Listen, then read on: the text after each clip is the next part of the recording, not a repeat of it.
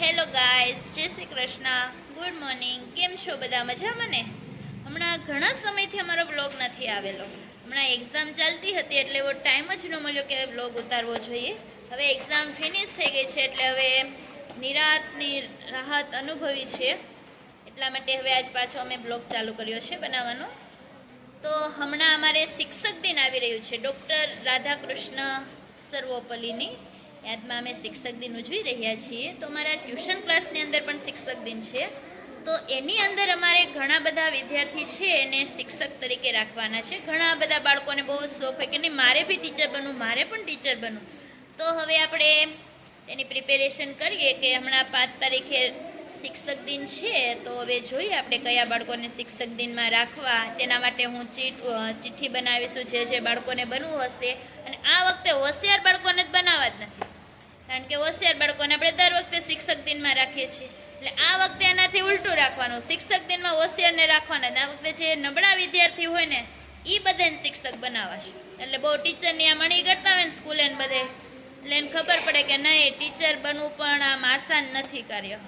તો હવે આપણે જોઈએ. સૌપ્રથમ અમે નામ સિલેક્ટ કરીશું કોને કોને બનવાનું છે. પછી ચિઠ્ઠી બનાવીશું. એમાંથી ગણપતિ બાપાના ચરણોમાં અમે ચિઠ્ઠીને ધરીશું. ત્યારબાદ એમાંથી ચિઠ્ઠીને અમે સિલેક્ટ કરીશું. દેખાઈ રહ્યા છે તમને, તે 2 વર્ષની અંદર અથવા તો આ વખતે સ્કૂલમાં શિક્ષક બનેલા છે આ બધા વિદ્યાર્થી. એટલે આ વિદ્યાર્થીને તો આપણે રાખવાના જ નથી. અને ઓલા જે ડેનિસ અને ઓલી જે વર્ણી છે તે ટ્યુશનમાં એક વખત શિક્ષક દિનમાં ભાગ લઈ લીધો છે. એટલે આ વખતે નવા વિદ્યાર્થીને જ આપણે શિક્ષક દિનમાં રાખવાના છે. ઓકે, રેડી છો તમે બધા? ઓકે. ધોરણ 5 ની અંદર આટલા વિદ્યાર્થી છે. આની અંદર આપણે ચિઠ્ઠી બનાવીશું અને એમાંથી જે સિલેક્ટ થશે તેને બનાવીશું. ઓકે, હવે તમે જોઈ શકો છો અમારી ચિઠ્ઠીનું પ્રિપેરેશન બનાવવાની ચાલુ થઈ ગઈ છે. એક પછી એક ચિઠ્ઠી બની રહી છે. ત્યારબાદ આ ચિઠ્ઠી અમારી રેડી થઈ ગઈ છે. હવે અમે આ ચિઠ્ઠી છે તેને ભગવાનના ચરણોમાં અમે અર્પણ કરીશું.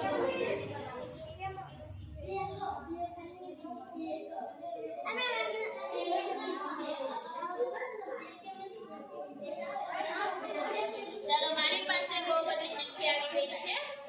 હવે એની અંદરથી આ બાજુ એની અંદરથી હવે 4 ચિઠ્ઠી લઉં છું. ગમે તે 1, 2, 3 અને 4 ચિઠ્ઠી આવી ગઈ છે. હવે જોઈએ એની અંદર એક નામ છે સવાણી જીયા. ચલો જીયા માટે તાળી પાડજો બધા. તાળી પાડજો. તાળી પાડો બધા.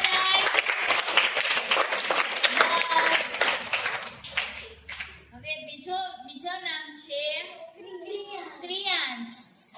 ચાલો ક્રિયાંશ વિડિયો કારણ કે ક્રિયાંશ ભાઈનો વારો આવી ગયો.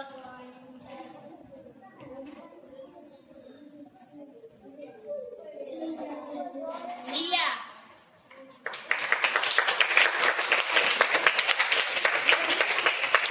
ચાલો હવે એક જ છે. હવે બીજા ધોરણમાં જોઈએ જહાન.